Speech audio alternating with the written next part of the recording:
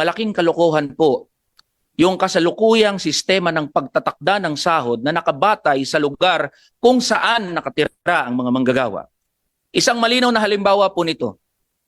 Katabi po ng Manila, sa Las Piñas, ang Cavite.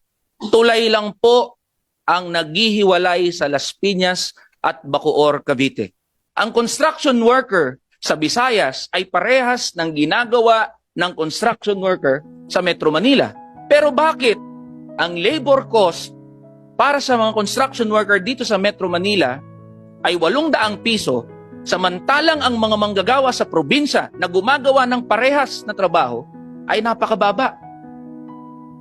Wala hong lohika ang pagtatakda ng sahod, Madam Chair. I'd like to call on Congressman Eli San Fernando kasi hindi pa nakakapagsalita yung tao samantalang lumakbay mula sa bayan ng Kongreso papuntang Senado. Thank you po, Madam Chair. I share the same frustration po ng ating mga kagalang-galang na senador. Una po, nagpapasalamat tayo sa inyo po, Madam Chair, at sa kumiting ito para pag-usapan ng isang napaka-importante at napapanahon na topic patungkol sa pagbubuwag ng provincial rate na tinatawag natin. Just for the record po, Madam Chair, and to our distinguished colleagues here, I represent Kamanggagawa Party List. I do not represent the views of the entire House and the committee that I belong to, the Committee on Labor. Firstly, we support Senate Bills 111 and 373, yung National Minimum Wage Bill, authored primarily by Senator Amy Marcos, and similar bills in the House have been already filed, such as House Bills 55 and 94. Likewise, we support po the legislated wage increase of 200 pesos. In the House, there are several bills already filed. Among these are the bills filed by Deputy Speaker Raymond Mendoza of the UCP Party List and House Labor Committee Chair Jolo Revilla. And allow me, Madam Chair, to just present, para mabilis po tayo, yung main reasons as to why we support itong pagbubuwag ng provincial rate. Madam Chair, and to our distinguished colleagues, it's been 36 years since the enactment of the Wage Rationalization Act of 1989. Mag-aapat na dekada na pong hindi nare-review at napag-uusapan itong batas na nagbigay daan sa pagre-regionalize ng pagtatakda ng sahod ng ating mga manggagawa. Throughout the years, GDP, real GDP, and labor productivity have been increasing. Marami na pong mga pag-aaral ang nagsasabi at nagtuturo yung kasalukuyang sistema ng pagmalaking kalokohan po, yung kasalukuyang sistema ng pagtatakda ng sahod na nakabatay sa lugar kung saan nakatira ang mga manggagawa. Isang malinaw na halimbawa po nito. Katabi po ng Manila, sa Las Piñas, ang Cavite. Tulay lang po ang naghihiwalay sa Las Piñas at Bacoor, Cavite. Pero pag tumawid ka, mula sa Las Piñas, 695. Pag tumawid ka sa Bacoor, ang sahod na lang ng mga manggagawa sa Region 4A ay 560 pesos. Nung tumawid ba ako sa tulay na yon ay nag-iba ang presyo ng mga bilihin?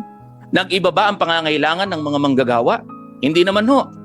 Kahalintulad yan ng mga manggagawa halimbawa sa Marikina at Cainta, Rizal. Pasig at Cainta, Marikina at Rizal, kung saan poste lang ang naghihiwalay sa dalawang lugar na yun. Yes po, meron din ho halimbawa sa May Kawayan, Bulacan at sa Valenzuela.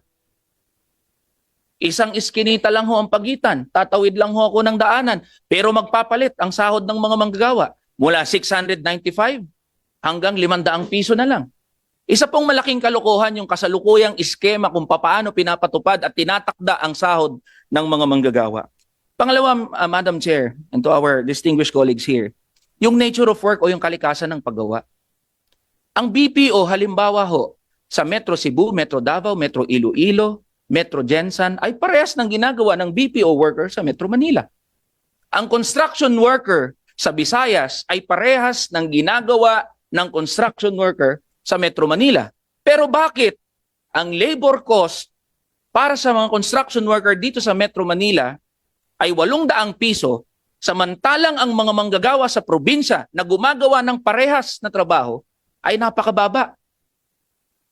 Wala hong lohika ang pagtatakda ng sahod, Madam Chair, dito sa RA 67 27. Mas mabigat ho ba ang semento dito sa Metro Manila? Mas mabigat, mas magaling ho ba ang mga manggagawa dito sa Metro Manila kumpara sa mga manggagawa sa probinsya? Ang sinasabi namin dito, Madam Chair, parehong pagod, dapat parehas din ang sahod.